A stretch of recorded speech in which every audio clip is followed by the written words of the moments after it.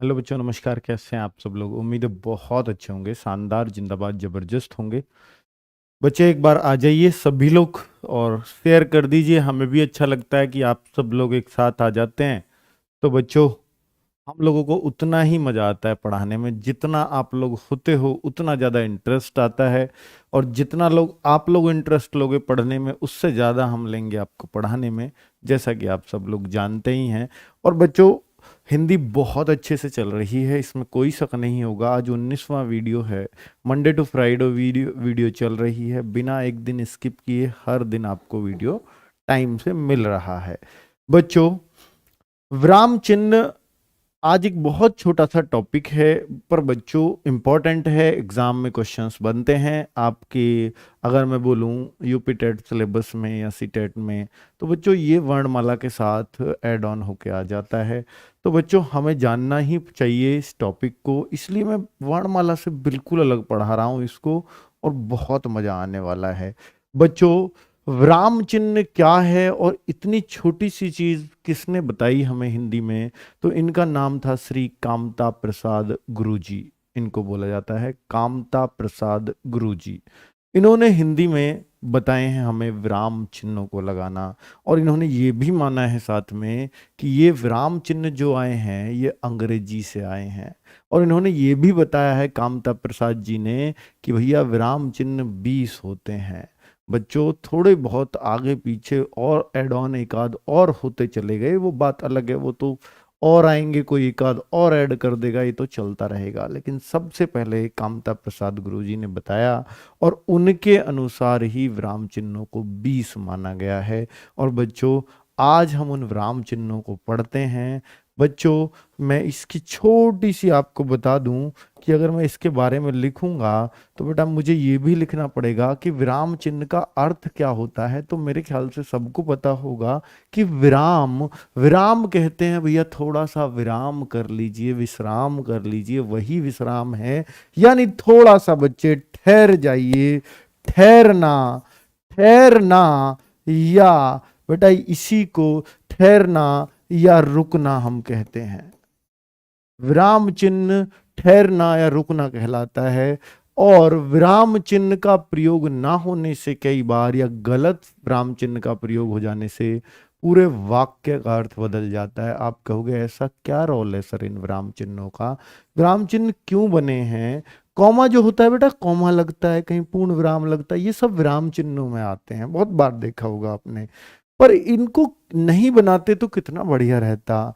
हिंदी की इमला, बहुत सारे लोग हिंदी की इमला इस वजह से गलत कर देते हैं क्योंकि उनको यही नहीं पता कहाँ कॉमा आएगा, कहाँ पूर्ण विराम आएगा। बच्चों, अगर मैं देखूं तो ये, अगर सही इसको बात को लिख लेना, सही विराम चिन्ह का सही कई बार, बेटा ये लिख देना, कई बार सही विराम चिन्ह का प्रयोग न होने से, न होने से वाक्य का अर्थ ही बदल जाता है। वाक्य का अर्थ ही बदल जाता है। अर्थ ही बदल जाता है। इतना रोल रखते हैं बेटा, ये बदल जाता है। जैसे बच्चों, जैसे मैं एक एग्जाम्पल दूं, जैसे देखिए ये भी एक विराम चिन्ह है, हाँ जी ये भी एक विराम चिन्ह है। जैसे आज सारी बातें करूंगा बेटा। तो जैसे, तो बेटा जैसे मैं अगर लगाऊं कि जाओ, जाओ मत, पिताजी कह गए, पिताजी कह रहे हैं जाओ मत पढ़ो। पिताजी कह रहे हैं जाओ मत, जाओ मत बेटा, जाओ मत पढ़ो। पिताजी ऐसे कह रहे हैं। बच्चे ने क्या लगा दिया बेटा? पिताजी तो ये कहना चाह रहे हैं, देखो पिताजी तो ये कहना चाह रहे हैं, पिताजी ये कहना चाह रहे हैं। ये पिताजी ने बोला जाओ मत पढ़ लो बैठ के। बच्चे ने क्या कही? पिताजी ने 3 शब्द बोले हैं जी, जाओ मत पढ़ो। बच्चे ने क्या लगा दिया? बच्चे ने क्या किया? गुरु पिताजी आपकी बात नहीं काटेंगे, जाओ मत पढ़ो। ये बच्चे ने समझ लिया, बच्चे ने समझा। अब आप देखो, पिताजी तो कह रहे थे जाओ मत पढ़ो। बच्चे ने कही अच्छा, पिताजी कह रहे थे जाओ मत पढ़ो, इसका मतलब पिताजी ये भी तो कह रहे जाओ मत पढ़ो, बात तो वही है। भैया उस बच्चे ने इसका मतलब ये कहा जाओ मत पढ़ो, उसने समझ लिया पिताजी भगा रहे हैं मुझे, पढ़ने को मना कर रहे हैं। और पिताजी क्या कह रहे थे, उल्टा ही कह रहे थे बिल्कुल, जाओ मत पढ़ो। पिताजी यहां रुके, बच्चा यहां रुक गया। समझ गए ना बच्चों, इस ठहराव ने पूरा ही अर्थ बदल दिया, जबकि शब्द वही थे। बच्चों बात समझ में आई आपको? ठीक है, तो एक होता है रोको, रोको उन्हें मत जाने दो। एक होता है रोको मत जाने दो, शब्द वही है, रोको मत जाने दो, रोको मत जाने दो। तो बच्चों शब्द वही है लेकिन अर्थ बदल जाता है पूरा पूरा। तो कुल मिलाकर के यही बार गलत जगह प्रयोग करने से बेटा पूरा ही अर्थ पलट जाता है। वही एग्जाम्पल मैंने आपको दिया था, इन्हीं को विराम चिन्ह कहते हैं। अब आप समझ गए होंगे कि विराम चिन्ह क्या होते हैं। बेटा और बताऊं कि विराम चिन्ह से अगर क्वेश्चन बने तो आपको पता होना चाहिए सर क्वेश्चन कैसे बनेगा। पूछने का तरीका देखिए बेटा, प्रश्न पूछने का तरीका इस टॉपिक से, निम्न में से निर्देशक चिन्ह कौन सा है, ये पढ़ाऊंगा अभी, आपको बाद में लगवाऊंगा इन उत्तरों को। ठीक है, आनंद घर आया, थोड़ी देर रुका और चला। एक तो तरीका यही है सीधा पूछ ले कि कौन सा विराम अल्प विराम है, कौन सा निर्देशक चिन्ह है, कौन सा लाघव चिन्ह है, ऐसे पूछ ले, या कौन सा उद्धरण चिन्ह है, कौन सा अवतरण चिन्ह है, ऐसे नाम देगा। ठीक है, 20 है टोटल, बहुत सारे नाम आएंगे अभी आपके सामने। तो एक टाइप तो बेटा ये है, टाइप 1 इसको बोलेंगे, इस टाइप का पूछा जाएगा। दूसरा टाइप है आनंद घर आया, थोड़ी देर रुका और चला गया। इस वाक्य में कौन सा विराम चिन्ह आएगा, यानी कहां पर विराम चिन्ह आएगा। कई बार तो ये पूछा जाता है कहां पर आएगा या कौन सा आएगा। आनंद घर आया, थोड़ी देर रुका और चला गया, तो ये अल्प विराम यानी कॉमा आएगा। तो ये रहा आपका उत्तर, आनंद घर आया, थोड़ी देर रुका और चला गया। निर्देशक चिन्ह बेटा ये होता है, आगे बताऊंगा। ठीक है, आगे देखूं बेटा, ये विवेचन चिन्ह होता है, विवेचना चिन्ह है ना। चलिए, छंदों के चरण समाप्ति पर कौन सा चिन्ह लगाते हैं। अब जब छंद होते हैं बेटा, आपके छंद होते हैं ना, छंद पढ़ोगे ना आप दोहा, तो दोहा का एक चरण खत्म हो जाता है, जहां 13 मात्राएं 11 मात्राएं आप गिनने लगते हो, तो वहां पर कौन सा विराम चिन्ह लगाते हो। आप कहोगे सर कॉमा ही लगाते हैं। तो कॉमा का नाम क्या है अभी पढ़ाऊंगा, अल्प विराम होता है। तो बेटा इस तरह से तो ये सारी चीजें मैं आपको बताने वाला हूं। तो 3 ही तरीके से क्वेश्चंस बनते हैं, बस इसके अलावा इसका और कोई तरीका नहीं है पूछने का। बस आपको 20 चिन्ह पता हो कि किसका कैसा। देखो बेटा डायरेक्ट भी पूछ लेता है कि निर्देशक चिन्ह का चिन्ह कौन सा है बताइए, ये हो गया। दूसरा ऐसे पूछ लिया इस वाक्य में कहां कौन सा चिन्ह लगेगा। तीसरा ऐसे पूछ लिया कि भैया एक रटी हुई चीज है कि ये किसके बाद। ऐसे बेटा नियम ज्यादातर आपको अल्प विराम के ही मिलेंगे।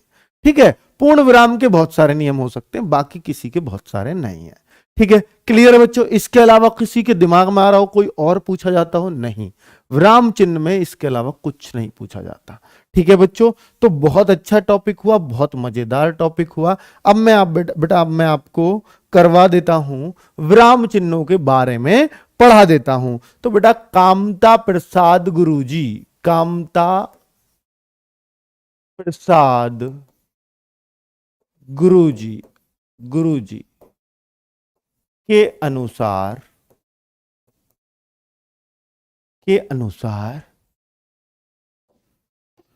विराम चिन्हों की संख्या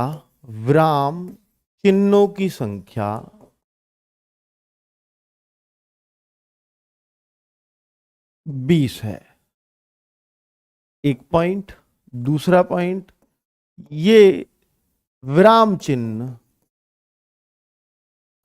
किसके अनुसार चल रही है बात, कामता प्रसाद गुरुजी के अंतर्गत। ठीक है, उनके अनुसार ये विराम चिन्ह अंग्रेजी भाषा से लिए गए हैं। ये बात भी उन्होंने ही बोली थी, अंग्रेजी भाषा से आए हैं, पहले हमारी हिंदी में नहीं थे, ऐसा ये कह रहे हैं। ठीक है बच्चों, कि हमने ये वहां से उठाए हैं। अंग्रेजी ने पहले ही दे दिया था विराम चिन्हों को। ठीक है, अंग्रेजी में इनका यूज होता है, आपने देखा कॉमा इंग्लिश में यूज होता है। एक विराम चिन्ह, मात्र एक विराम चिन्ह, एक विराम चिन्ह है जो अंग्रेजी में नहीं है। कौन सा? जो अंग्रेजी में नहीं है, उस विराम चिन्ह का नाम है पूर्ण विराम। पूर्ण विराम, पूर्ण विराम का साइन बनाऊं तो डंडा, ये रहा पूर्ण विराम। ये विराम चिन्ह आपको इंग्लिश में कहीं नहीं मिलेगा। इसकी जगह क्या मिलता है इंग्लिश में? इसके स्थान पर होता है फुल स्टॉप। हमारा फुल स्टॉप ये है, इंग्लिश का फुल स्टॉप ये है। ठीक है बच्चों, फुल, फुल माने पूर्ण, स्टॉप माने विराम, फुल स्टॉप। कितना सिंपल है। चलिए बेटा, तो कुल मिलाकर के कामता प्रसाद जी गुरु जी का भी आपने ज्ञान ले लिया है, अपने अंदर समा लिया है, और आगे बढ़ सकते हैं क्या बच्चों? अब विराम चिन्ह, अब विराम चिन्हों को बेटा दो भागों में बांटा गया, यानी इन विराम चिन्हों को दो भागों में बांट दिया। इन चिन्हों को दो भागों में बांट दिया। एक का नाम तो विराम चिन्ह ही रखा, विराम चिन्ह ही बोल दिया।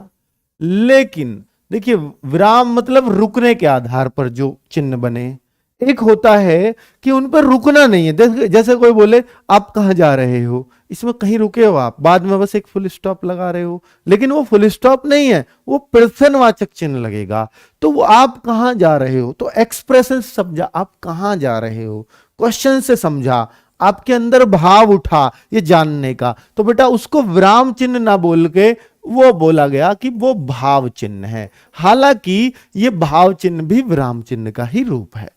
ठीक है बच्चों, तो भाव चिन्ह विराम चिन्ह ही होते हैं, आप ऐसे मान सकते हो।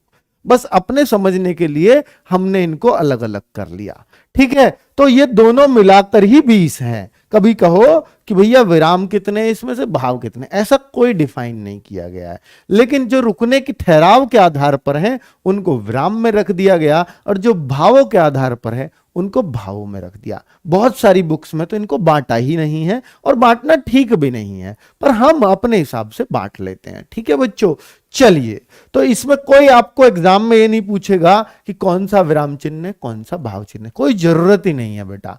ठीक है, तो अगर मैं बोलूं कि विराम चिन्ह में अगर मैं देखूं तो ये विराम के नाम से ही जो आते हैं, जैसे एक सबसे पहले आता है पूर्ण विराम।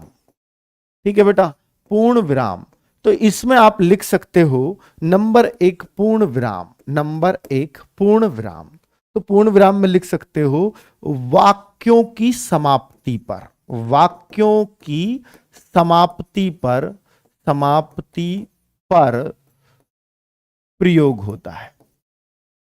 वाक्यों की पूर्ण समाप्ति पर, पूरा वाक्य समाप्त होते हैं तो प्रयोग करते हैं, वाक्यों की पूर्ण समाप्ति पर प्रयोग होता है, होता है। ये लिख दीजिए बेटा, जैसे जैसे मैंने बोल दिया, यह पूर्ण विराम का प्रयोग वाक्यों की समाप्ति पर होता है, बात खत्म।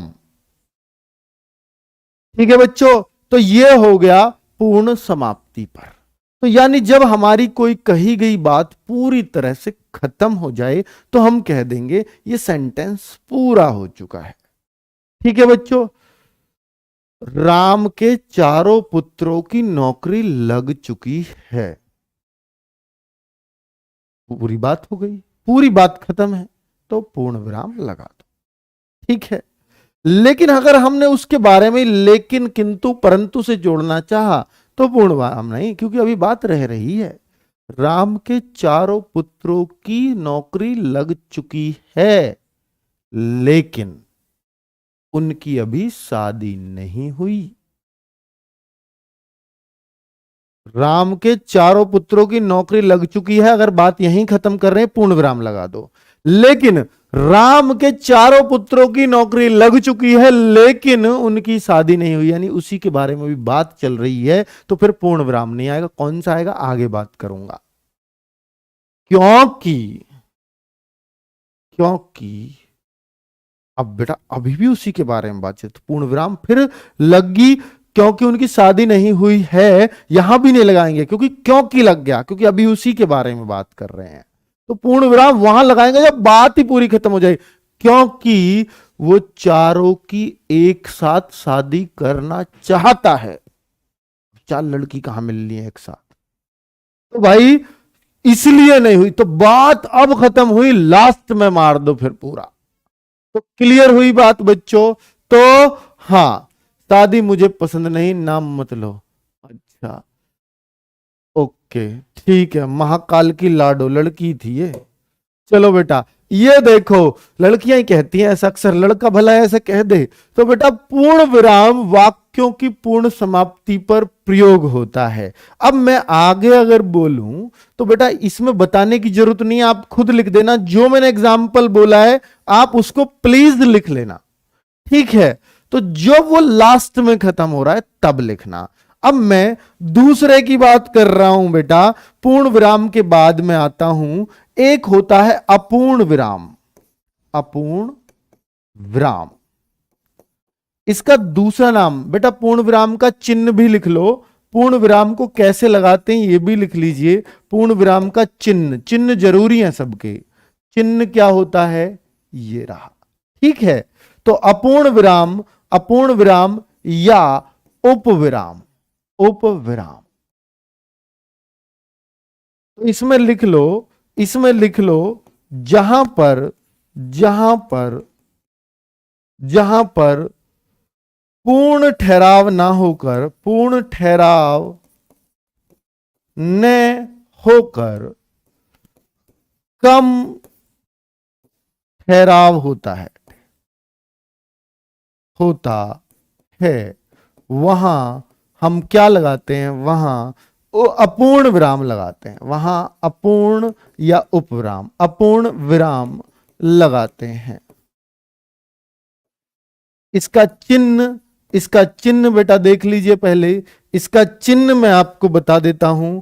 इसका चिन्ह क्या होता है, इसका चिन्ह होता है बेटा, इसका चिन्ह, ये आपका एक कॉमा भी आता है क्या बेटा, अपूर्ण विराम की बात कर रहा हूं, तो ये हमारा दोनों बिल्कुल एक जैसी बिंदी आती हैं यहां पर, जैसे यहां पर आई है, ठीक है बच्चों?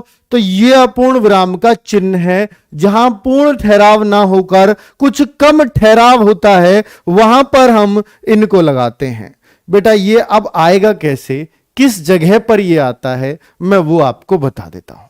जैसे ये किस जगह पर आता है, मैं इस जगह की बात आपसे करता हूं। बच्चों ऐसे आएगा, जहां जहां जानने की इच्छा, जहां जहां बात को आगे जानने की इच्छा, जानने की इच्छा बनी रहे, इच्छा बनी रहे। बेटा क्वेश्चन ऐसे भी बन सकता है, जहां बात को जानने की इच्छा या जिज्ञासा आगे बनी रहे, तो वहां कौन सा विराम चिन्ह लगाते हैं, तो आप कह देना अपूर्ण विराम। बेटा 4 विराम चिन्हों को डिस्क्राइब करूंगा बस अच्छे से, ठीक है? उसके बाद तो मैं फटाफट बताता चला जाऊंगा, ठीक है? और आपको समझ भी आता चला जाएगा। तो बेटा जहां बात को आगे जानने की इच्छा बनी रहे, उसमें हम ये चिन्ह लगाते हैं। जैसे अब सर बता दो, बता दो, ओ भाई मनोज भाई, मनोज भाई, मुझे आज तेरी एक बात पता चली है।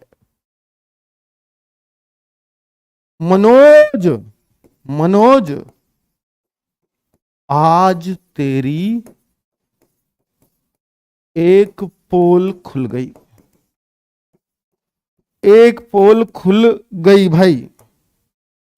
मनोज भाई आज तेरी एक पोल खुल गई, खुल गई, देसी एग्जाम्पल दे रहा हूं बच्चों, खुल गई। अब मनोज के तो भाई पेट में दर्द हो रहा होगा कि क्या पोल है भाई, बता तो सही, मैंने तो बहुत सारे कर्म कांड कर रखे, कौन सा खुला है?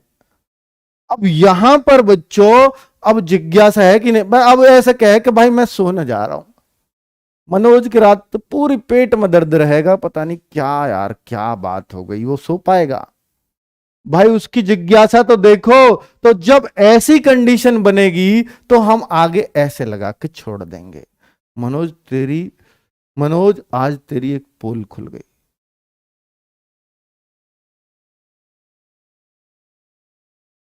तूने कल चाय पी थी ना? भाई मनोज धैर्य पट अब इसमें बजाएगा। इस बात के लिए बताना है, ये पोल है। तो भाई कुल मिलाकर जिज्ञासा तो छोड़ ही दी। अब वो पूछ रहा क्वेश्चन, कल तूने चाय पी थी ना भाई? यही पोल थी। तो भाई कुल मिलाकर के बात चाहे कुछ भी रही हो, पर बेटा उसने उसके मन में जिज्ञासा तो घोल दी है। तो इसी को हम कह सकते हैं, इसी को हम बेटा हम कह सकते हैं कि ये हो गई बात, है ना बच्चों? इसी को हम कह सकते हैं कि दिक्कत वाली बात कर दी। चलो बहुत सही।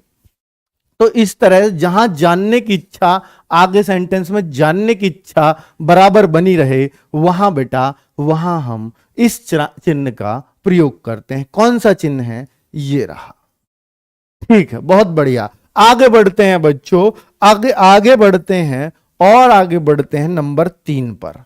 नंबर 3 पर चलता हूं।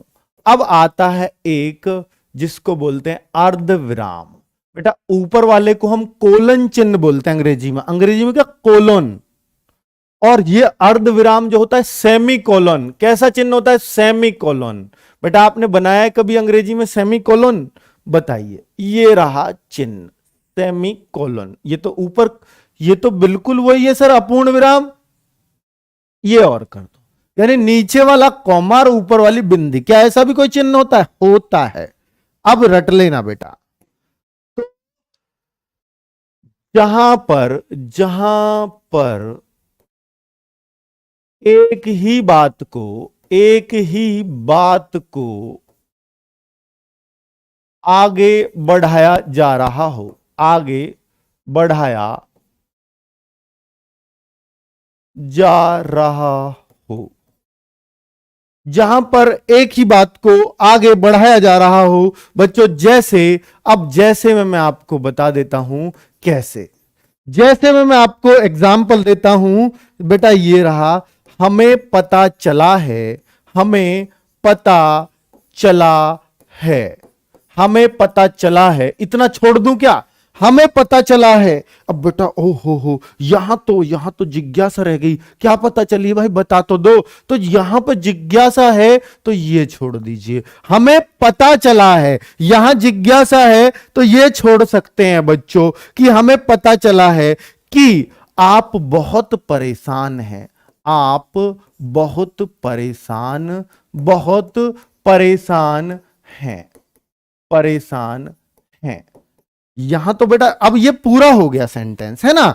हमें पता चला है तो यहां जिज्ञासा बनी, इसलिए हमने ये वाला यूज कर दिया, कोलोन यूज कर दिया। लेकिन आगे हमें आप बहुत परेशान हैं, अगर वाक्य यहीं खत्म हो रहा हो तो ये लगा दीजिए। लेकिन बच्चों अगर मैं इसमें ही आगे कुछ और जोड़ने लगूं कि बेटा, आगे और जोड़ने लगूं कि यह भी पता चला है, हमें यह भी पता चला है कि बेटा अब देखना, हमें यह भी पता चला है, यानी अभी ये बात पूरी नहीं हुई है। अब ये बात पूरी नहीं हुई है तो आप पूर्ण विराम लगा कैसे सकते हो? तो यहां इसी बात को आगे बढ़ाया जा रहा है। हमें यह भी पता चला है, यह भी पता चला है, पता चला है कि, यहां पता चला है कि लग गया तो अब जरूरत नहीं है इसकी। पता चला है कि तुम्हारी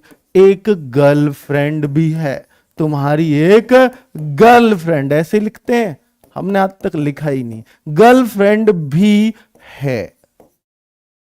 अच्छा, ये बात भी पता चल गई बेटा। बात तो फिर पूरी यहां हो जानी चाहिए थी, लेकिन अब इसको और आगे बढ़ाया जा रहा है।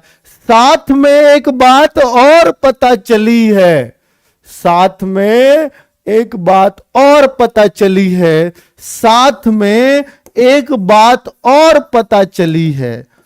एक बात, अभी बात पूरी नहीं हुई इसलिए पूर्ण विराम नहीं है, साथ में एक बात और पता चली है, पता चली है कि वो तुम्हें छोड़कर भाग गई थी, छोड़कर दूसरे के साथ भाग गई थी। ये ज्यादा अच्छा सूट करेगा, दूसरे के साथ भाग गई थी। ये लीजिए, अब हो गई बात खत्म, इसलिए पूर्ण विराम। बच्चों समझ आया कि पूर्ण विराम कहां, और ये जो हमने सेमीकोलन लगाए, सेमीकोलन लगाया, और ये आपका दूसरा, यानी ये सेमीकोलन है और ये पूरा कोलन है। ठीक है, अब अगर की ना लगता, की को हटाना होता तो मैं इसको बार बार लगा सकता हूं। ठीक है बच्चों, तो बात आपको एकदम से क्लियर हो गई होगी, आपके जैसा ही उदाहरण है। ठीक है, चलिए आगे बढ़ सकते हैं बच्चों। उससे आगे अब चौथे पर पहुंचता हूं, तो अब आपको समझ हो रही है कि अर्ध विराम की कहां यूज करेंगे, अपूर्ण विराम का कहां यूज करेंगे और पूर्ण विराम का कहां करेंगे। साथ में इनके चिन्ह भी याद हो रहे हैं क्या? तीनों चिन्ह याद हो गए, पूर्ण विराम, अपूर्ण विराम, दो बिंदी, और साथ में क्या बताया है बेटा, एक और अभी बताया है अर्ध विराम, सेमीकोलन, ऊपर की बिंदी नीचे का कॉमा। क्लियर, बहुत बढ़िया। अब अगर मैं चौथे पे बात करूं, सबसे इंपॉर्टेंट तो यही है, अल्प विराम, अल्प विराम। ठीक है बच्चों, अल्प विराम चिन्ह, अल्प विराम चिन्ह। तो भाई अल्प विराम का चिन्ह क्या होता है बेटा? चिन्ह होता है ये रहा, ये रहा कॉमा। ऐसे ही लगाते हो ना कॉमा? अरे ऐसे ही लगाते हैं, ऊपर हम तो बिंदी में ना लगाते जी, कोई बात नहीं, ये बस दिख जाए तुम्हें ठीक से, इसलिए बिंदी लगा रहा हूं। अब इसमें अगर मैं बताने लगूं बच्चों तो क्या होगा, इसके कुछ रूल्स याद करने होंगे। वहां बेटा ऊपर मैंने कुछ ठहराव में बताया नहीं कि जहां पर देखिए, ऊपर वाले में तो मैं आपको बता चुका था कि जहां पूर्ण ठहराव ना होकर कम ठहराव हो, यहां पर मैंने नहीं बताया, यहां पे तो तरीका बताया। तो यहां भी लिख सकते हो, जहां जहां जहां अपूर्ण, अपूर्ण विराम से भी कम ठहराव हो, विराम से भी कम ठहराव हो, उससे भी कम ठहराव है हो। देखिए सबसे पहले पूर्ण विराम पूरा ठहराव, फिर हुआ अपूर्ण विराम पूर्ण से कम ठहराव, और अर्ध विराम इससे भी कम ठहराव, अपूर्ण से भी, और सबसे छोटा क्या है, नाम से स्पष्ट है, अल्प विराम, जहां बहुत ही कम समय के लिए ठहराव हो, जहां बहुत ही अल्प, अल्प मतलब बच्चों बहुत कम, अल्प का मतलब ही अपने आप में बहुत कम होता है। अल्प, जहां बहुत ही अल्प समय के लिए, समय के लिए ठहराव हो, ठहराव हो, वहां अल्प विराम लगाते हैं, और सबसे ज्यादा यूज इसी का होता है, और इसी का क्वेश्चन बनता है, विराम लगाते हैं। चिन्ह मैंने ऊपर बता ही दिया है कैसा होता है बच्चों, क्लियर है। अब अगर मैं आगे देखूं तो बेटा किन किन जगहों पर लगाते हैं, जरा उन जगहों को लिख लीजिए, तो बहुत काम की जगह हैं। जैसे दो समान संज्ञाओं के बीच, समान संज्ञाओं के बीच, संज्ञाओं के बीच, जैसे बेटा अब एग्जाम्पल आपको दे सकता हूं अगर आप कहो तो, राम श्याम सुरेश, तीन लिखने हैं मुझे नाम, तो राम श्याम सुरेश बाजार घूमने गए, ये भी एक तरह का हो गया। अब मैं कहूं मैं कहां कहां घूमा हूं, मैं दिल्ली, गोवा, कलकत्ता और चंडीगढ़, बेटा ऐसे मैं कहां कहां घूमा हूं, तो ये एक तरह की हो गई दिल्ली गोवा, ये भी एक तरह की दिल्ली गोवा चंडीगढ़, चंडीगढ़ और बेटा लास्ट वाले के बाद कभी भी कॉमा नहीं लगाते, ये बात याद रख लेना। और पंजाब,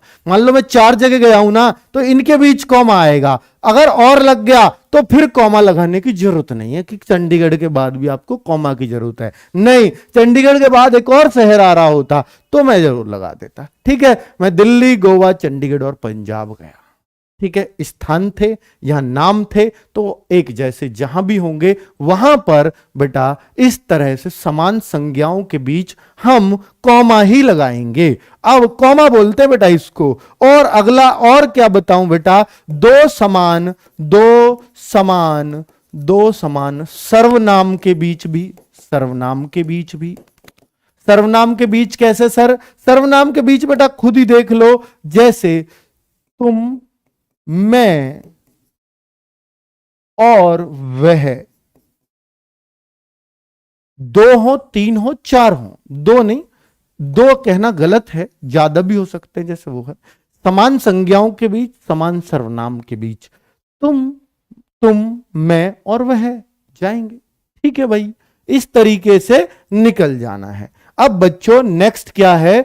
हां, आगे क्या है बेटा, क्या बोल रहे हो? सब पे ले जाओगे, पढ़ लो। गोवा ना गया मैं अभी, अरे तू कहीं नहीं जाएगा, बेरोजगार रह गया तो भाई यहीं यहीं यहीं हो जाएगा काम, कभी सोच रहा हो। अब बेटा आगे मतलब पढ़ लो, अगर कहीं जाना तो। देखिए बच्चों आगे बताओ, शिक्षक भर्ती अब आएगी ही नहीं, पहले टेट को पढ़ लो। शिक्षक भर्ती बेटा ना मेरे कहने से आ रही है ना तुम्हारे कहने से रुक रही। ठीक है, तो इसलिए उस बारे में अभी चर्चा नहीं, सिर्फ अभी फोकस करते हैं अपनी पढ़ाई पर। चलो, अब जब जहां जोर लगाने होंगे वहां लगाएंगे, यहां नहीं लगाऊंगा वीडियो में जोर। जहां लगाने होंगे वहां लगा देंगे टाइम से, चिंता मत करो। समान विशेषण के बीच भी लगता है। समान विशेषण के बीच कैसे?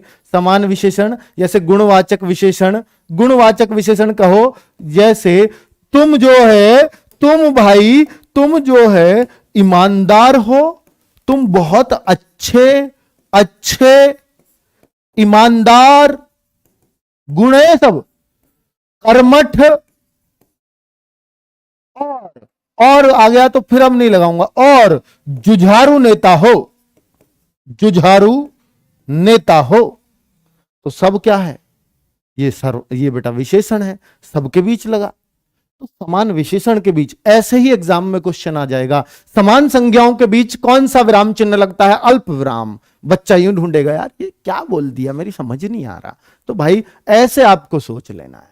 ठीक है, आपको याद आ जाएगा कि हां मैंने भी नहीं बताई होगी, तब भी आप ऐसे सोच करके लगा सकते हो कि भाई कैसे लगेगा ये। तो बेटा यही समझाना होता है इनमें। और बेटा कुछ बता दूं कि देखिए छंदों के प्रत्येक चरण की समाप्ति पर, प्रत्येक चरण की समाप्ति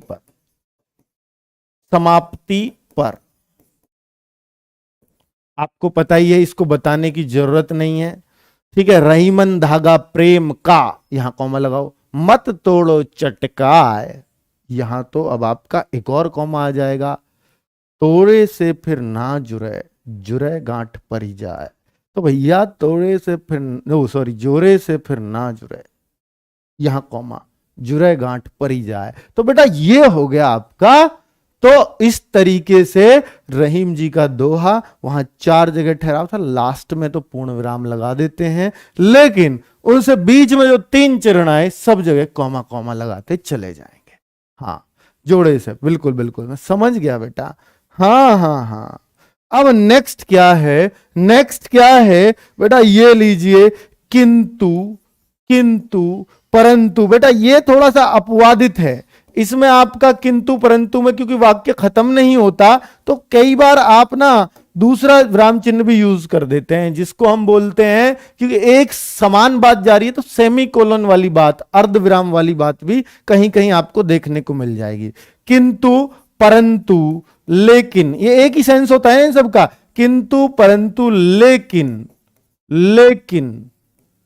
पर, ये जो शब्द होते हैं, इनके पहले विराम चिन्ह लगाते हैं, अल्प विराम लगेगा।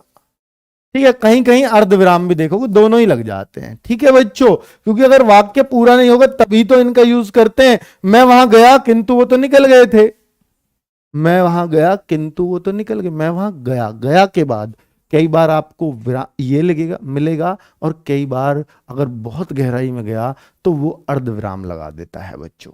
ठीक है, क्योंकि उसी की बात चल रही थी। अब बच्चों आगे और बता देता हूं अल्प विराम का। जैसे अगर बच्चों हम बोले हां, हां, नहीं, जैसे बोलते हैं हां, नहीं, जी, बस, बस, बस कह देते हैं, आदि, आदि शब्दों के बाद, शब्दों के बाद। कैसे, मैं एग्जाम्पल देता हूं।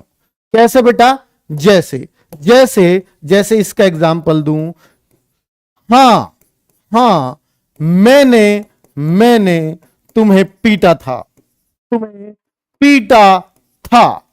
बताओ बच्चों, समझ गए ना? हां के बाद लगेगा नहीं, नहीं, मेरी शादी अभी, शादी अभी नहीं हुई।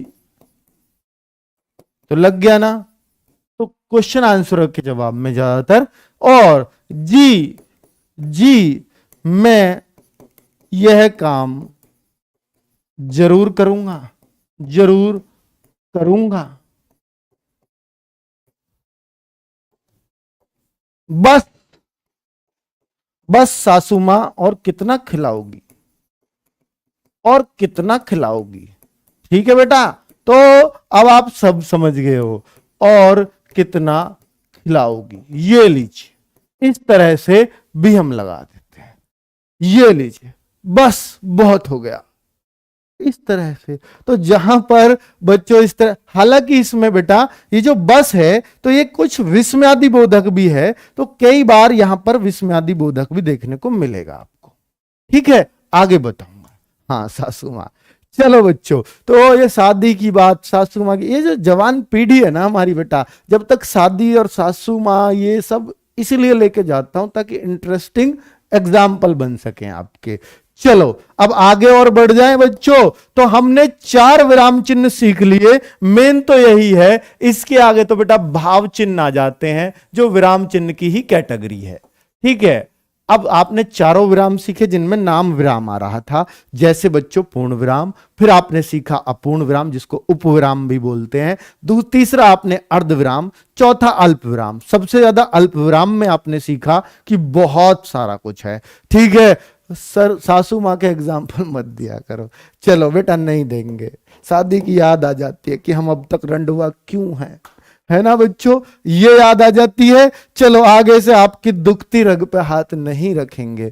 तो बेटा अब हम जा रहे हैं कामता प्रसाद जी की ओर, जिन्होंने धड़ाधड़ 20 बताए। अभी सिर्फ मैं 4 बता पाया हूं, और वीडियो 37 मिनट की हो गई है। अब बस 15 मिनट में बाकी 16 बता रहा हूं। चलो फटाफट लिखो। तो प्रश्न बोधक चिन्ह, प्रश्न बोधक विराम चिन्ह। बेटा बताओ इसका प्रश्न बोधक चिन्ह। अरे प्रश्नवाचक चिन्ह कैसे लगाते हैं? अरे जल्दी बता दो बेटा, यहां बस लिख दो। अगर आपको कुछ लिखना ही है तो प्रश्न, प्रश्न पूछने के संबंध में इसका यूज होता है, प्रश्न पूछने के लिए इसका प्रयोग होता है। यहां मैं प्रयोग लिख रहा हूं बच्चों कि क्या प्रयोग है। ठीक है, नंबर 6 बेटा ये सब आपको पता है। विस्मयादि बोधक, विस्मयादि बोधक, विस्मयादि ऐसे ही लिखा जाता है। हाँ, विस्मयादि बोधक चिन्ह। ठीक है, तो ये कैसा होता है भाई? ये एक्सक्लेमेटरी साइन बोलते हैं अंग्रेजी में, क्योंकि अंग्रेजी से आए हैं तो हमें पता होना चाहिए भाई। तो विस्मयादि बोधक चिन्ह किसी चीज की आश्चर्य, आश्चर्य, शाबाशी, शाबाशी, खुशी, खुशी, दुख, दुख आदि आदि व्यक्त करने के लिए, आदि व्यक्त करने के लिए ऐसे करते हैं। कैसे? अरे आश्चर्य, अरे रीना भाग गई, तो उस तरीके से सोच रहा था बहुत देर से किसका नाम लो। चलो बच्चों, तो उस तरीके से बेटा, तो ऐसे हमें ये देखना होगा। ठीक है बच्चों, तो वहां आश्चर्य हुआ, कि एसकेएस भाग्य बड़ी सीधी लड़की लगती थी देखने में, तो वहां आश्चर्य था बेटा। ठीक है, तो हाँ और भी चीजें हो सकती, मैंने आदि लगा दिया ना, आदि का मतलब जानते हो ना बच्चे, और बीच में कौन सा चिन्ह लगाया, एक सी चीज बता रहा हूं, तो कौन सा होगा बेटा, तो ये अल्प विराम लगेगा ही लगेगा, इसका नियम अभी तो पता है। चलो तो बेटा अब मैं सातवां बता देता हूं आपको, सातवां बता देता हूं, सातवां है हमारा निर्देशक चिन्ह। निर्देशक चिन्ह ये कैसा चिन्ह होता है बच्चों, निर्देश देने के लिए जो किया जाता है, जैसे ये बेटा अगर कोई चीज, जैसे किसी चीज का, तो मैं अक्सर इसको बोलता हूं कि निर्देश देना है आगे, जैसे बेटा हम कहते हैं ना, जैसे हम कहते हैं जैसे के आगे, जैसे किसी चीज का उदाहरण देना है, हमें उदाहरण पेश करना है कि तुम ऐसे लगते हो जैसे, जैसे जैसे कोई ज्वार काट के खेत में से आया हो, तो बेटा ऐसे, तो उस तरीके के जैसे, तो जैसे के बाद, जो जैसे के बाद लगाया कि आप उसके बारे में कुछ बताने वाले हो, ठीक है, तो मतलब एक उदाहरण देने वाले हो उसके ऊपर, तो जैसे वर्ड जहां भी आएगा ना, तो वहां ऐसा लगा देना, एक निर्देश देना है, तुम्हें ऐसा कोई काम नहीं करना जैसे,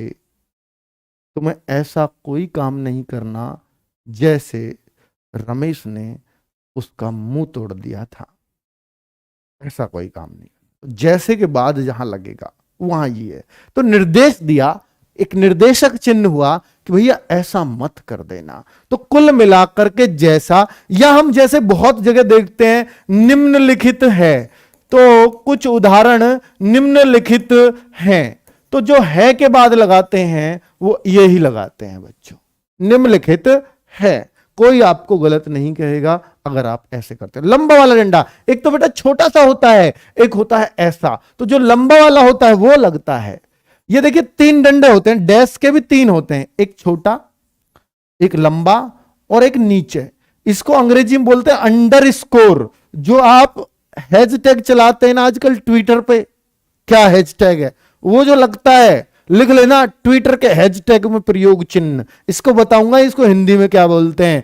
और ये तो निर्देशक चिन्ह है, और ये क्या है, योजक चिन्ह है। माता पिता के बीच में जो लगता है, भाई बहन के बीच में जो लगता है, खाना पीना के बीच में जो लगता है, उसको योजक चिन्ह बोलते हैं बच्चों। ठीक है, बात आ रही है समझ में बच्चों, बता तो दो यार बेटा, ये ऐसे ही याद हो जाएंगे आपको।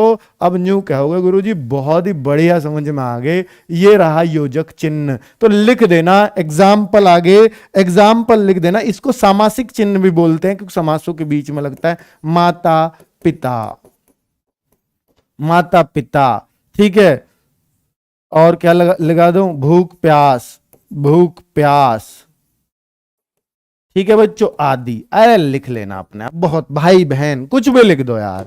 9वां योजक चिन्ह, यानी 2 शब्दों को जोड़ने का काम, योजक मतलब जोड़ना। ठीक है, एक बेटा कोष्टक, कोष्टक क्या हिंदी में भी लगाते हैं हम बेटा, कोष्टक हिंदी में भी लगता है। हिंदी में कहां लगता है सर बता दीजिए। तो बेटा मैंने आपको बताना है कि कोष्टक क्या कहां लगता है। कोष्टक ऐसे लगता है किसी चीज को डिस्क्राइब करने के लिए। कोष्टक के बेटा ये चिन्ह है, और भी देखिए मजला भी आता है, बड़ा भी आता है, लेकिन ये कॉमन कोष्टक है, जो अगर कोष्टक की बात आती है तो हर बच्चा इसको कहता है। तो बेटा यहां पर इसको मैं क्या कह सकता हूं, तो ये कह दीजिए किसी चीज को और विस्तार से समझाने के लिए, विस्तार से समझाने के लिए उसको कोष्टक में लिख देते हैं, समझाने के लिए। ठीक है बच्चों, किसी चीज को ऐसा शब्द आया बीच में, वो समझ में नहीं आ रहा किसी को, यार वो क्या लिख दिया प्रोटोजोआ, तो बढ़िया ये उसमें बीच में लिख देगा कि इसको परजीवी भी कहते हैं। प्रोटोजोआ को ब्रैकेट में लिख दिया परजीवी, जैसे समझ में आए वैसे समझ लेना। ठीक है, तो उस तरीके से बच्चों क्लियर, आगे बढ़े 10वें पे पहुंच जाए, 10वें पहुंच जाए कूद के। अगर आप कह दो तो लाघव चिन्ह, लाघव बना है लघु से, तो बेटा लाघव बना है लघु से। अब लघु का बेटा चिन्ह देख ही लीजिए, ये रहा लाघव इसी को बोलते हैं। ये कहां यूज होता है? जैसे बच्चा एग्जाम्पल से आपको एकदम से समझ में आ जाएगा। डॉक्टर, डॉक्टर बड़ा रूप है, उसको लघु करना है तो शॉर्ट कर दिया। चौधरी साहब चौधरी, मास्टर साहब मास्टर, ऐसे ही लिखते हो ना मास्टर साहब को भी शॉर्ट में, सबको पता है ना बेटा। पंडित जी और पंडित भाई, पंडित को भी ये लिख देते हैं शॉर्ट में। तो आगे क्या ये जीरो जीरो सी लगे? जीरो नहीं है, आगे कभी इसको जीरो मत बोलना। कौन सा चिन्ह है? लाघव चिन्ह है। बहुत सुंदर, बहुत बढ़िया। डॉक्टर सही नहीं लिखा, लो अब तो सही है। चलो ज्यादा होशियार हो रहे हो, चलो कोई नहीं, 11 होना चाहिए। अब बेटा 11 की बात करूं तो एक होता है विवरण चिन्ह। विवरण चिन्ह यानी जिसकी किसी की विवेचना की जाएगी वहां पर यह लगाया जाएगा। और विवरण चिन्ह बेटा ये होता है 2 बिंदी। आप कहोगे तो वो है कौन सा, बताओ कौन सा है ये? आप कहोगे अपूर्ण विराम है सर, ये उपविराम है, और इसके बीच में एक लाइन डाल दूं तो ये विवरण चिन्ह बन जाता है। अगर लाइन, ये बिंदी हटा दूं तो ये निर्देशक चिन्ह बन जाता है। तो अब ये विवरण चिन्ह है। ये कैसे लगाते हैं बेटा? ये हेडिंग के रूप में ज्यादातर आप यूज करते हो। तो जो हेडिंग डालते हो ना हिंदी में हेडिंग, तो ऐसे समझ लीजिए ये हेडिंग के रूप में यूज होता है। ठीक है, कि हेडिंग का मतलब क्या होता है? जैसे कोई चीज लिखनी है, अब जैसे कोई चीज लिखनी है किसी के कार्य, अब कार्य के बारे में डिस्क्राइब करोगे आगे। किसी के बेटा ये लिखना है निबंध, गाय का निबंध, निबंध के आगे लगा के लिखो जी। ठीक है बच्चों, तो ये इस तरीके से, तो ऐसे, तो हम वहां पर ये हेडिंग हो जाता है। तो अगर किसी चीज के बारे में बताना, जैसे कोई प्रार्थना पत्र लिखना है तो एक सब्जेक्ट लिखते हो विषय, तो विषय के आगे ये लगाओगे, अब विषय लिखो आगे। तो इस तरीके से हम हेडिंग बना देते हैं उसको। बहुत बढ़िया। अब बच्चों 12वें पे चलूं बेटा, 20 बताने, पता है ना आपको? लोप चिन्ह, लोप चिन्ह, क्योंकि कामता प्रसाद जी कह गए तो बेटा अब हमें काम तो पूरा करना पड़ेगा ना। अब वो कह गए तो वो न्यू है, तुम हिंदी पढ़ रहे हो तो याद करो, अब नहीं पढ़ रहे होते तो कोई बात नहीं। लोप चिन्ह, अब लोप चिन्ह क्या होता है आपने बहुत जगह देखा होगा। जैसे एक सीरीज लिख देता हूं बेटा मैं, जैसे एक सीरीज लिख देता हूं और ऐसे लिख देता हूं बच्चों कि जैसे जैसे लोप चिन्ह बेटा ये होता है। अगर आपको बताऊं dot dot dot dot dot dot, कई बार ये भी होता है। ठीक है, तो ये कई तरह का हो सकता है। जैसे बच्चों एक सीरीज लिख देता हूं 2 4 6 8, सैकड़ों लोग गए, सैकड़ों लोग, सैकड़ों लोग, कौन कौन सैकड़ों लोग? सैकड़ों लोग, रमेश, सुरेश, सुरेश, कितने ने लिखूंगा? 100 का लिखूंगा, महेश, तीनों मामा के नाम लिख देने, मामा के 2 ही हैं। चलो भैया, तो इस तरीके से ये डॉट डॉट कर दिए, सैकड़ों लोग थे भाई, हम कहां तक लिखेंगे? तो ये जो है यही, अब ऊपर वाला भी हो सकता है डॉट डॉट, नीचे वाला भी हो सकता है। समझ में आ गई बच्चों? तो इस तरीके से हम लोप चिन्ह, यानी आगे लोप कर दिया, पर लोप का मतलब आप समझ गए हैं। लोप मतलब लुप्त। ठीक है, कि आप सब समझते हैं। अब नेक्स्ट क्वेश्चन, नेक्स्ट 13 को लूं तो 13 है बेटा त्रुटि चिन्ह। त्रुटि चिन्ह या हंस पद, हंस पद।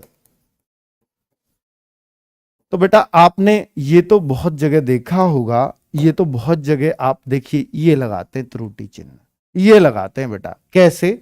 ये कैसे लगाते हैं? हम अच्छे अच्छे लोग हैं। अरे यार मैंने हमको अच्छे लोग कैसे लिख दिया यार, हम तो अच्छे है ही नहीं। फिर कोई अच्छे नहीं हो, चलो ठीक है, अब इसको कटिंग कैसे करें? कटिंग नहीं करते, हम अच्छे लोग नहीं हैं। ये रहा लोप चिन्ह। बात आ गई समझ में? और कुछ भूल गया यार, मुझे इनके बीच में कुछ ऐड करना है, तो ये जो है ये बताएगा अच्छा यहां कुछ रह गया था। ये जो है इसी को हंस पद या त्रुटि चिन्ह कह देते हैं, त्रुटि रह गई थी। बहुत बढ़िया।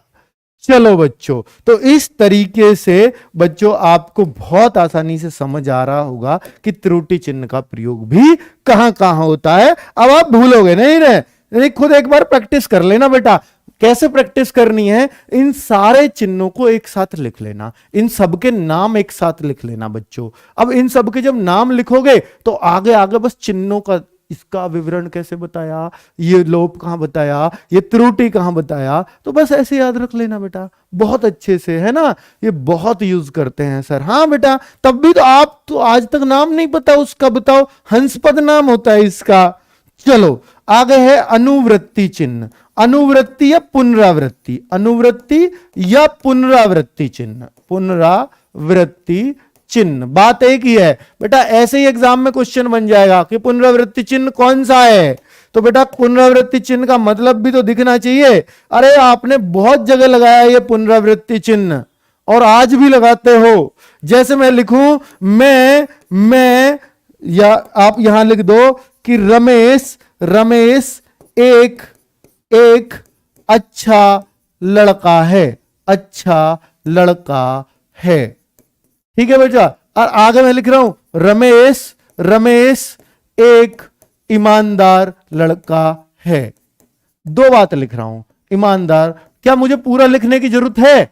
नहीं नहीं नहीं, ये जरूरत ही नहीं थी आपको, ये भी जरूरत नहीं थी, ये भी जरूरत नहीं थी, क्योंकि ये ऊपर वाले जैसा ही लिखा हुआ था। तो आप क्या करते, आप अच्छे आदमी होते तो आप ये लिखते। आप अगर पढ़े लिखे होते तो इसका मतलब कोई भी समझ जाएगा, अच्छा ये लग रहा है तो रमेश एक ईमानदार लड़का है, इसको कोई भी ऐसे ही पढ़ेगा। तो बात समझ में आई बेटा कि ये पुनरावृत्ति, कि ये बार बार इसी चीज की पुनरावृत्ति हो रही है। तो अब आप पुनरावृत्ति का चिन्ह ये लगा दोगे बच्चों, ये पुनरावृत्ति है, ये पुनरावृत्ति है बच्चों। ठीक है, चलिए तो बेटा आप समझ पा रहे हैं ना अनुवृत्ति या पुनरावृत्ति को भी। तो अब आगे आ जाओ, सब यूज करते हो फिर भी हम नहीं कर पा रहे, कितनी बुरी बात है ना बच्चों। आगे देखो, आगे बताता हूं उद्धरण चिन्ह। नेक्स्ट है बेटा उद्धरण चिन्ह। उद्धरण चिन्ह क्या है? उद्धरण चिन्ह होता है बेटा उद्धरण या अवतरण, इसका नाम दूसरा होता है अवतरण चिन्ह। अवतरण चिन्ह, उद्धरण या अवतरण चिन्ह। बेटा ये ऐसे चिन्ह होता है कि जैसे अगर मैं बोलूं तो इसका एग्जाम्पल भी बताऊंगा, तो ये दो तरीके से लगता है। एक तो बेटा ये ऊपर कॉमा, इसको बोलते हैं कॉमा, इन्वर्टेड कॉमाज आपने सुने होंगे अंग्रेजी में। डबल भी हो सकता है, ये सिंगल भी हो सकता है। जैसे तो बेटा देखो, उसके लिए पढ़ाई तो काला अक्षर भैंस बराबर है, भैंस बराबर है। तो आपने किसी मुहावरा प्रयोग किया इसमें, है ना। तो आपने किसी चीज पर जोर दे रहे हो, उसके लिए तो पढ़ाई उसके लिए पढ़ाई तो काला अक्षर भैंस बराबर है। तो आप इसको अंडरलाइन करना चाह रहे हो, इसको हाईलाइट करना चाह रहे हो। कई बार हाईलाइट जो करते हैं इंग्लिश में बेटा, जो हाईलाइट होता है वो यही है। ठीक है, क्लियर है बच्चों? तो आप समझ पा रहे हैं, तो उसके लिए हम इसका बेटा यूज करते हैं। नेक्स्ट आगे बढ़ाएं, अब आगे चलें, 16वें पे आ जाओ बच्चों, फटाफट 16वें पे आ जाओ, बहुत टाइम हो गया। समाप्ति सूचक। समाप्ति सूचक, अगर कोई आपका पैराग्राफ या आपने लिखना बंद कर दिया है तो कौन सा चिन्ह लगाएंगे ताकि अगला वाला समझ जाए कि भैया ये एंड करने वाला था, पेपर 100 नंबर का है, उसके पीछे कभी कोई चिन्ह लगा देखा है? किसी ने मॉक टेस्ट लिया हो तो बेटा कोई चिन्ह लगा देखा है? समाप्ति सूचक, भैया ये लास्ट क्वेश्चन है, इसके बाद कोई क्वेश्चन नहीं है, तो बेटा ये चिन्ह लगाते हैं। जीरो रख के बीच में एक डंडा उधर को मार दो, एक इधर को मार दो, यही है समाप्ति सूचक। ठीक है, आगे याद रख लेना बेटा, अगर आपको अब तक नहीं पता था तो, है ना। नेक्स्ट है, और किसी पेपर में देख भी लेना, किसी को पता होगा तो उसने जरूर लगाया होगा, तुल्यता सूचक। तुल्यता सूचक यानी जब तोल की बात होगी तोल की बात होगी बच्चों, तोल तो बेटा तोल तो तोल है, बराबर पल्ले होने चाहिए, तो ये बराबर का मतलब लगता है। क्या हिंदी में भी इसका यूज है? इसका यूज तो मैथ में है बेटा, हिंदी में भी होता है ना, ए प्लस ई दोनों मिलके बराबर बनाते हैं ए, तो ये जो बराबर लगा ये तुल्यता सूचक है, यानी दोनों इसके तुल्य हो गए, तो तुल्यता सूचक बराबर का निशान होता है बच्चों। ठीक है, अब मैं और आगे चलूं, कामता प्रसाद जी हमारा काम कितना बढ़ा गए, ये 2-4 ही दे देते तो अब तक काम खत्म हो लेता बेटा। अब एक है दीर्घ, दीर्घ उच्चारण चिन्ह, दीर्घ उच्चारण चिन्ह, दीर्घ उच्चारण चिन्ह, ये कैसा होता है सर? दीर्घ उच्चारण चिन्ह भी समझ लीजिए बेटा, जैसे मैंने प्लुत स्वर पढ़ाए थे आपको, किसमें? प्लुत स्वर पढ़ाए थे, राम,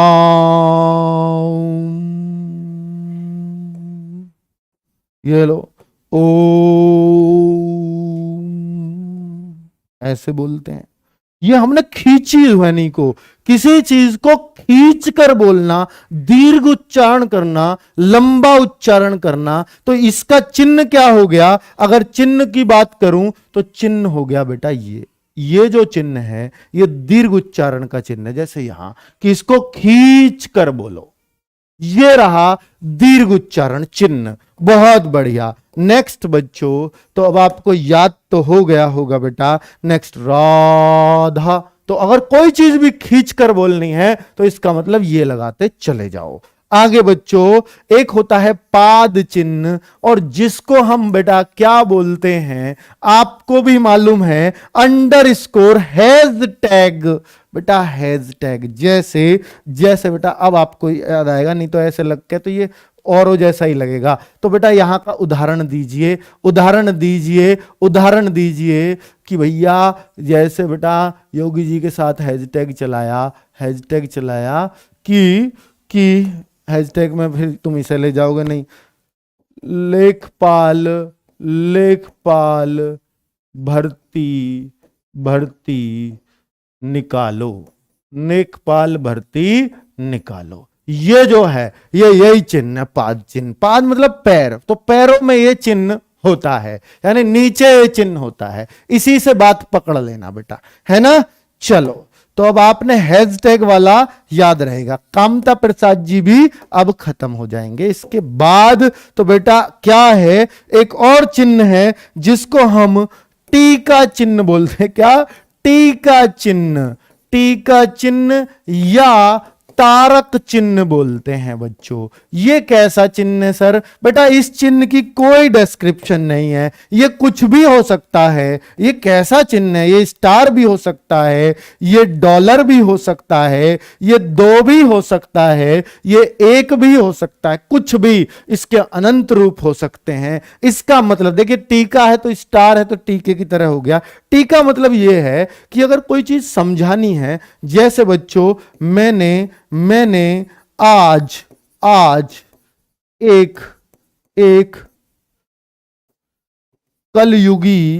कलयुगी बाप देखा, बाप देखा।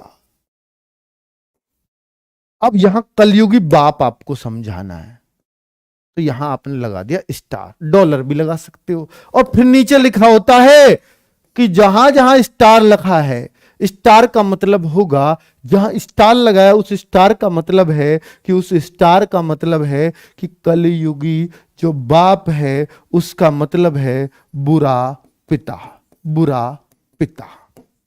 तो स्टार का मतलब बुरा पिता, समझ गए बच्चों।